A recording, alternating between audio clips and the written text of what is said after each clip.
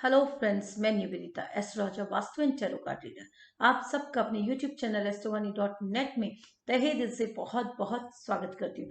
दोस्तों, राहु का ट्रांजिट हो रहा है 23 सितंबर 2020 को 18 महीने के पश्चात। ये अपनी उच्च राशि मिथुन से निकलकर वृषभ राशि, जो कि इनकी स्व राशि हो जाती है, मित्र राशि हो जाती है, उसमें प्रवेश करने जा रहे हैं। और कहीं ना कहीं आने वाले समय में ये एक पॉजिटिव ट्रांजिट देखा जा रहा है। जी हाँ दोस्तों, क्योंकि राहु 18 महीने के पश्चात राशि परिवर्तन करते हैं और हर राशि वाले को, मेष से लेकर मीन राशि वालों को किस तरह से प्रभावित करते हैं, इस बारे में लोगों के अंदर भ्रम, भय, अंधविश्वास की स्थितियों का कहीं ना कहीं निर्माण हो रहा है। तो इस गोचरीय परिणाम को लेकर किसी भी तरह का भ्रम, अंधविश्वास अपने अंदर नहीं लेके आए, क्योंकि आने वाला समय कहीं ना कहीं शुभता भरा रहेगा, ऐसी कामना करते हुए पहले जान लेते हैं कि राहु है क्या। जी हाँ दोस्तों, राहु को शनिवत माना गया है।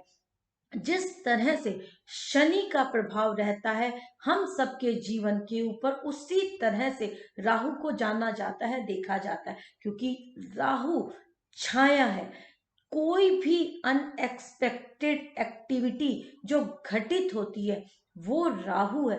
जिसकी आप कल्पना नहीं करते हैं या जिसके बारे में आप नहीं जानते हैं, वो राहु है। अगर वो घटित होता है, आप सब सही लेके चल रहे हैं, लेकिन एंड पॉइंट पे कुछ नेगेटिव है और आपकी पूरी स्थितियों ने 360 का टर्न ले लिया, इट मीन्स वो राहु है।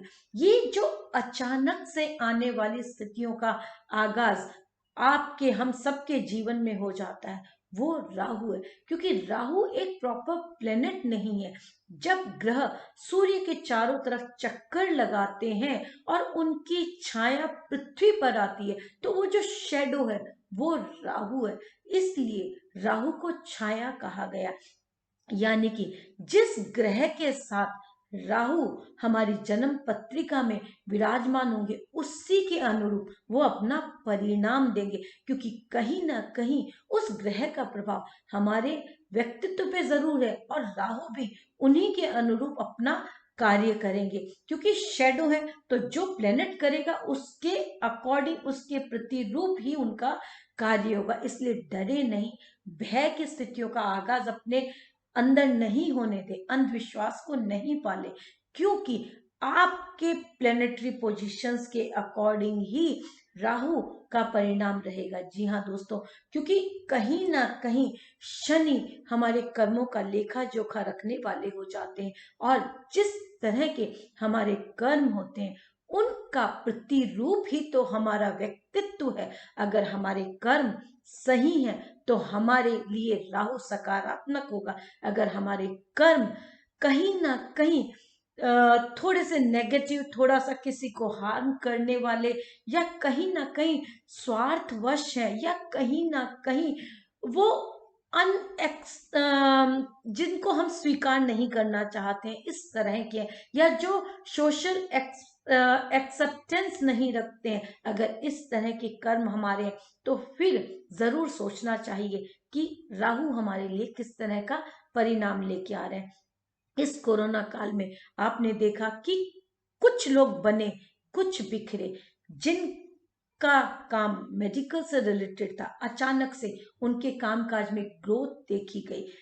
अचानक से नेट रिलेटेड एक्टिविटीज में काफी बढ़ोतरी हुई। तो ये राहु है। जो अज्ञात है, जिसको हम नहीं जानते हैं, वो राहु है। फोटोग्राफर्स जो कहीं ना कहीं फिल्म से रिलेटेड हो जाता है, वो राहु है। अचानक से जो स्थितियां घटित हुई, अनएक्सपेक्टेड, अचानक से सही गलत का निर्णय नहीं कर पाए, अचानक से आपके इलेक्ट्रॉनिक्स खराब हो गए, अचानक से आपके साइकिल का टायर पंचर हो गया, अचानक से आपके घर में एक महामारी का प्रवेश हो गया, अचानक से आपके दादा या दादा समान व्यक्तियों को किसी भी तरह के कॉन्फ्लिक्ट्स के अंदर देखा गया, अचानक से आप शीर्ष पे थे और अर्श पे आ गए, अचानक से आपको प्रमोशन मिल गई, अचानक से आपके लिए धन आगमन हो गया। तो ये सब राहु है। राहु सही भी है, राहु गलत भी है।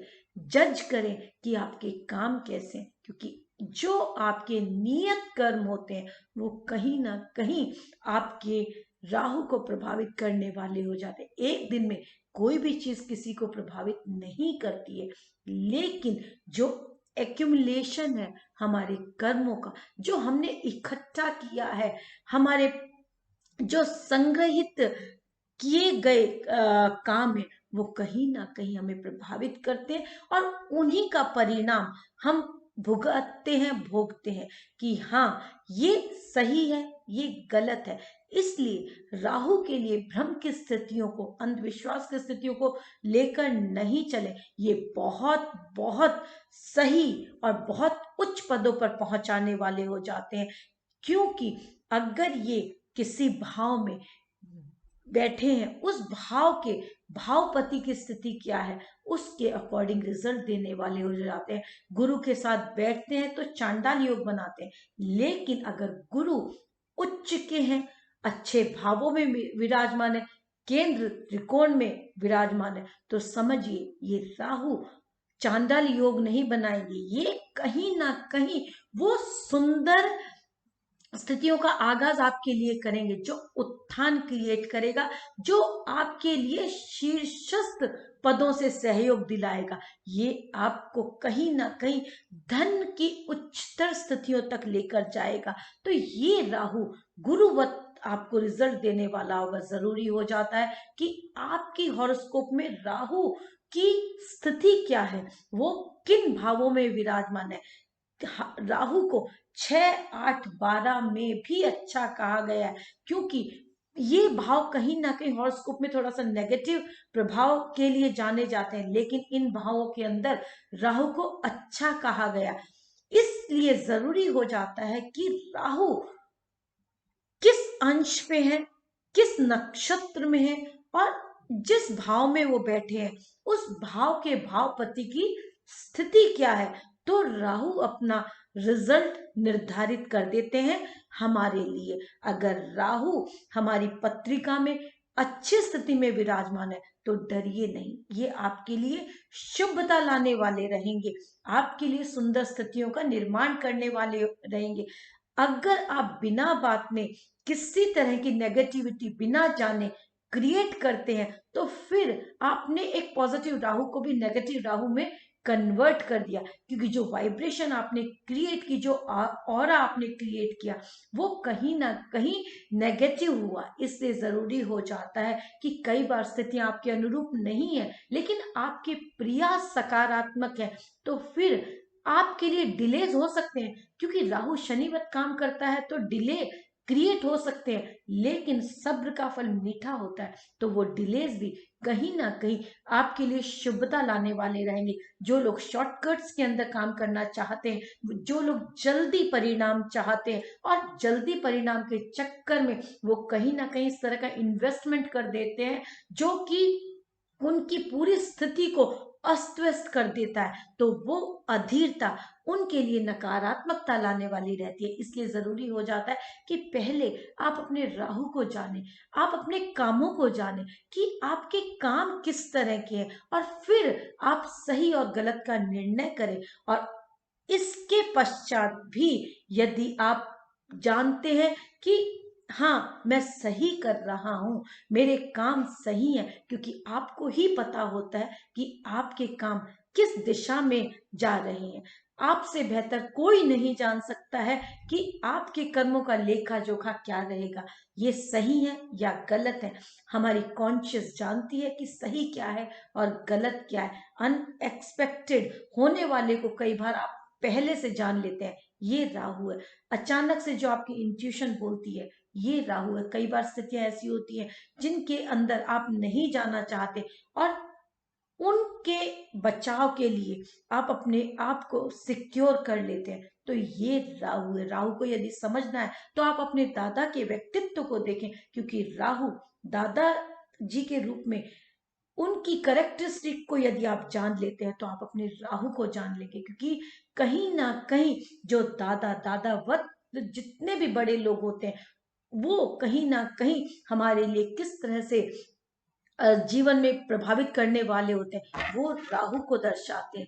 इसीलिए जरूरी है कि आपका व्यवहार आपके बड़ों के साथ सकारात्मक हो, उनका आशीर्वाद आपकी जिंदगी में शामिल हो, माता पिता की आज्ञा का पालन, दादाजी की आज्ञा का पालन कहीं ना कहीं आपके राहु को पॉजिटिव करने वाला होता है। जो पैतृक संपत्ति है वो कहीं ना कहीं राहु के शुभ प्रभाव में अचानक से आपको लाभ देने वाली हो जाती है।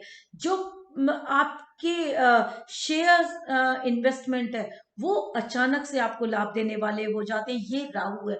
अचानक से आपने कभी कोई लॉटरी खरीदी और वो आपकी लग गई, तो ये राहु है। राहु अज्ञात है, जिसको आप सिर्फ अपने कर्मों के माध्यम से इवेल्युएट कर सकते हैं।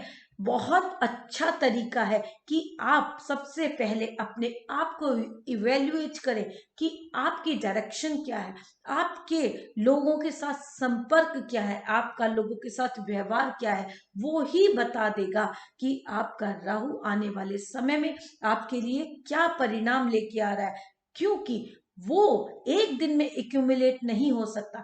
आपका अर्जित ज्ञान राहु है, आपका अज्ञात ज्ञान राहु है, क्योंकि ज्ञान जो पूर्व जन्मों से आपके साथ चला आ रहा है वो राहु है। वो ऑटोमेटिक उस इंट्यूशन को क्रिएट करता है, वो जागृति, वो प्रेरणा, वो स्पिरिचुअलिटी हमारे अंदर लेकर आता है, जिसको लेकर हम अपनी इस जर्नी को आगे बढ़ाते हैं। हमारे काम अचानक से जो बहुत शुभता ला देते हैं, हमें नेम फेम दिला देते हैं, कहीं ना कहीं ये सब राहु है। राहु खाली हमें डिफेम नहीं कराता, राहु हमें फेम भी दिलाता है। कई बार ये जो राहु अचानक से बीमारी के रूप में आता है, अचानक से नर्वस सिस्टम को ब्रेक डाउन कर देता है, पैरालिसिस अटैक कर देता है, ये सारी चीजें राहु के द्वारा देखी जाती है। राहु को अगर आप पॉजिटिव करना चाहते हैं तो आने वाले समय में इनसे संबंधित मेष से लेकर मीन राशि वालों के लिए किस तरह से आप अपने राहु को बेहतर बना सकते हैं, इस बारे में मेरी चर्चा रहेगी। और प्रत्येक राशिवार किस तरह से राहु का ये ट्रांजिट रहेगा, इस बारे में आने वाले अंकों में अपनी चर्चा को आगे बढ़ाऊंगी। आज अपनी चर्चा को यहीं विराम देती हूँ और उम्मीद करती हूँ कि आप सब ने मेरे इस चैनल को सब्सक्राइब किया होगा, बेल आइकन को प्रेस किया होगा, और इस जानकारी को जो एक सकारात्मक है, जो एक पॉजिटिव रूप में आप शेयर कर सकते हैं लोगों के साथ, क्योंकि जरूरी हो जाता है सबसे पहले आप अपने इनर को जाने, आप अपने सोल के लिए जो पॉजिटिव काम कर रहे हैं, जो स्पिरिचुअल एक्ट कर रहे हैं, या आप डेली बेसिस पे किसी की मदद करते हैं, या डेली बेसिस पे आपके जो नियत कर्म है वो निर्धारित करेंगे कि ये गोचर आपके लिए किन शुभताओं को लेके आएगा। प्रत्येक की हॉरोस्कोप में राहु की स्थिति निर्धारित करती है कि वो किस तरह का परिणाम देगा। आप यदि जानना चाहते हैं अपनी पत्रिका के बारे में तो आप इस चैनल के माध्यम से मुझसे जुड़ सकते हैं। उम्मीद करती हूँ ये जानकारी आपके लिए शुभता लेके आएगी और एक सकारात्मक रूप में लेकर आप इस राहु के गोचर को आगे बढ़ेंगे। राहु केवल बुरा नहीं, बहुत अच्छा है, और हम सब के लिए आने वाला समय कहीं ना कहीं शुभता लेके आएगा। ये जो पैंडेमिक है जिसने हम सबको प्रभावित किया है, इसके अंदर भी ये राहु का गोचर कहीं ना कहीं सकारात्मकता देने वाला रहेगा। और सितंबर के बाद कहीं ना कहीं एक बार इस वेव का आना देखा जाएगा, और कुछ समय के पश्चात ये ऑटोमेटिक डाउन जाएगा। इसलिए जरूरी हो जाता है कि हम सब अपनी हाइजीन का ध्यान रखें, अपने बड़ों का आदर मान सम्मान रखें। स्पेशली इस राहु के ट्रांजिट के दौरान आप अपने दादाजी का आशीर्वाद अपनी जिंदगी में शामिल करें, और राहु के मंत्रों का उच्चारण करें, और ओम बुम बुधाय नमः का मंत्र आप नियमित यदि जपते हैं तो आप अपने राहु को सकारात्मक करेंगे, क्योंकि राहु सबसे पहले बुद्धि को ही भ्रमित करता है, और जब बुद्धि भ्रमित होती है तो हमारे काम काज सब अस्त व्यस्त हो जाते हैं। ये राहु है। चलिए मिलती हूँ और जानकारी के साथ।